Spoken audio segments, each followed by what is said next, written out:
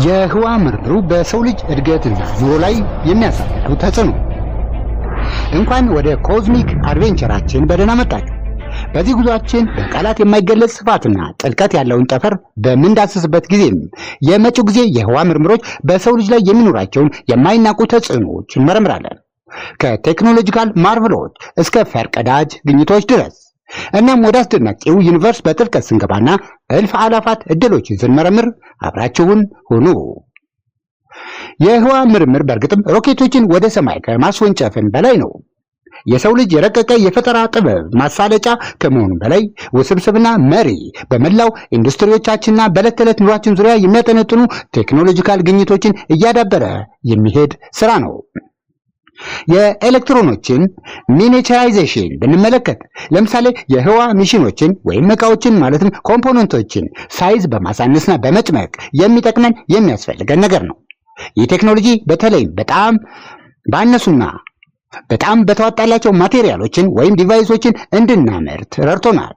ለምሳሌ እንደ ስማርት ስልኮችና ተለባሽ ቴክኖሎጂዎችን በመፍጠር እና ከአካባቢያችን ጋር የምናደርገውን ኢንተራክሽንንም አሳልጧታል ወይም አፋጥኖታል፣ አዘምኖታል። ይህ በእንዲህ እንዳለም የህዋ ሚሽኖች የተወሳሰቡ ሪሞት ሴንሲንግ ቴክኖሎጂ ማቴሪያሎችን እንዲፈለሰፉ አድርገዋል። መሳሪያዎቹ የመሬትን ሰርፌስ፣ ከባቢ አየሯን እና ውቅያኖሶቿን በማይታመን ጥልቀት እንድንከታተለውና እንድንቆጣጠረው አስችለውናል።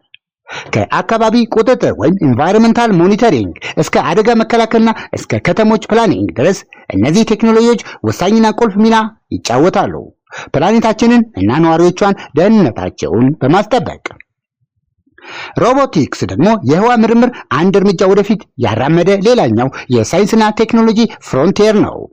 ከአውቶኖመስ የህዋ መንኮራኩር አንስቶ እስከ ፕላኔታሪ ሮቨሮች ማለትም የፕላኔት ሞተር ሳይክሎች እና የህዋ ጣቢያዎች ጥገና ድረስ የሮቦቲክስ ቴክኖሎጂ እድገት በርቁ የሚገኙ ዓለማትን መመርመር ብቻም አይደለም ያስቻለን፣ ይልቁንም በሌሎች ኢንዱስትሪዎችም ውስጥ እድገትን አምጥቷል። ለምሳሌ በማምረቻው ኢንዱስትሪና በጤና ክብካቤና በአደጋ መከላከልና ምላሽ አሰጣጥ ዘርፎችም ጭምር እንዲሁ አግዞናል በከፍተኛ ሁኔታ። ከምድራዊ ወሰን ጉዳዮቻችን ባሻገርም የህዋው ምርምር ስለ ህዋ ያለንን ግንዛቤና እኛ የሰው ልጆች በዩኒቨርሱ ውስጥ ያለንን ሚናና ቦታ አሳድጎታል፣ አስፋፍቶታል።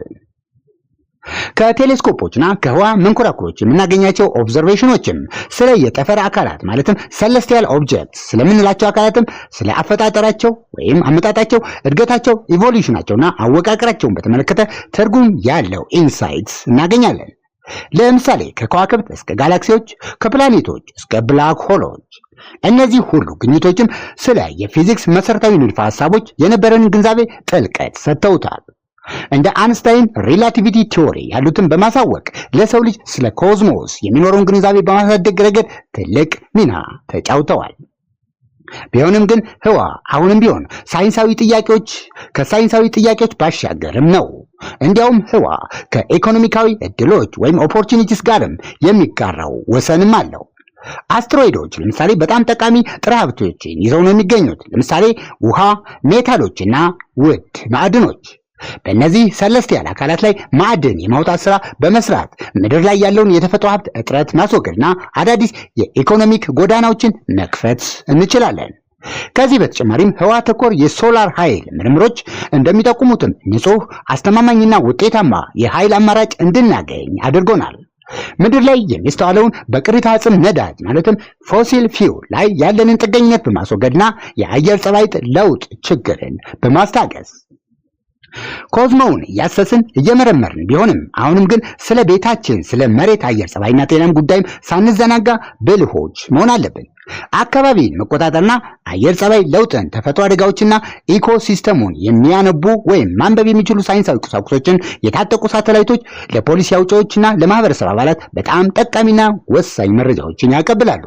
እነዚህ የምልከታ ወይም የኦብዘርቬሽን መረጃዎችን የአካባቢ ጥበቃ ባለስልጣናትን፣ ኮንሰርቬሽኒስቶችን፣ አደጋ ምላሽ አሰጣጥ እቅዶችን፣ አስተማማኝ የልማት ኢኒሺዬቲቮችን በማውጣት በማስፈጸም ረገድ ጠቃሚ ሚና ሲኖራቸው በውጤት ረገድም የሰው ልጅ ከአካባቢው ጋር ተስማምቶና ተጣጥሞ እንዲኖር የሚያስችለው ይሆናል ማለት ነው። በስተመጨረሻም ለመሬት ቅርብ በሆኑ የጠፈር አካላት ሊሰነዘር የሚችለውን አደጋም ከግምት ውስጥ ማስገባት ይኖርብናል። ለምሳሌ እንደ የአስትሮይድና የኮሜቶች ግጭት አይነቶች። ምንም እንኳን አስትሮይዶችና ኮሜቶች ግጭት አደጋቸው በጣም ከፍተኛ ደረጃ ሊደርስ የማይችል ወይም በቅርብ ጊዜ እውን ይሆናል ተብሎ የማይታሰብ ቢሆንም ግን አደጋው ሲደርስ የሚኖረው ውጤት ግን ዓለም አቀፋዊ ወይም ካታስትሮፊክ ሊሆን ይችላል። ለዛም ነው ሳይንቲስቶች ከነዛ የጠፈር አካላት ሊደርስ የሚችለውን የግጭት አደጋ ከወዲሁ የማስቀረት አቅጣጫ የማስለወጥና ወይም ደግሞ የመቀነስ የሚሉትን ስትራቴጂዎችን ለማዳበር እየተሯሯጡ የሚገኙት ፕላኔታችንን ደህንነቷን በማስጠበቅ ከፕላኔታዊ የህልውና ስጋት አደጋ ነፃ በማድረግ በሰማዩ ላይ በተበተኑት ከዋክብት ላይ አይኖቻችንን ስንተክልና በዩኒቨርሱ ምስጢር ስንደነቅም የህዋ ምርምር በቀላሉ የሳይንስ ኢንዴቨር ብቻ አለመሆኑን እናስታውስ። የሰው ልጅ የማወቅ የመጠየቅ ፍላጎት የእውቀት ደረጃ ማሳያ፣ የሰው ልጅ ምጡቅ ጥበብ ደረጃ ምስክርነት ጭምርም ነው።